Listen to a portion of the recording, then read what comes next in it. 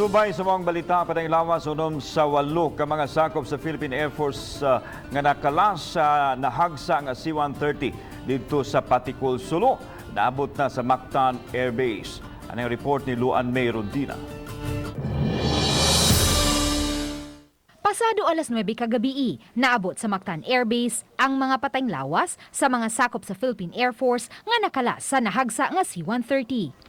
Sa pictures nga gipada sa igsuon sa nakalas nga si Staff Sergeant John Neil Macapaz, makitang gihatagan sila og military honors sa ilang pag-abot.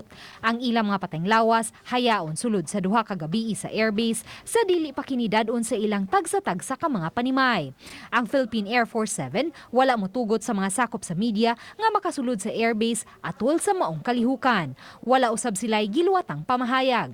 Apan base sa post sa mga kaubang personnel sa Philippine Air Force nga mipadayag og pahasubo sa pamilya sa mitaliwan nilang mga kauban, giila ang mga nakalas nga sila si Major Michael Vincent Binolirao, Pilot in Command, First Lieutenant Carl Joseph Hintay, Co-Pilot Major Emmanuel Macalintal, Flight Examiner, A1C Fortunate Rigidor, Loadmaster, Staff Sergeant Michael Bulalaki, Flight Mechanic, Technical Sergeant Donald Baduy, Flight Engineer, Staff Sergeant John Neil Macapaz, Crew Chief, ug Sergeant Jack Navarro, Loadmaster. Sa 8, sila si Bulalaki, Baduy ug Macapaz lang ang mga taga Lapu-Lapu City.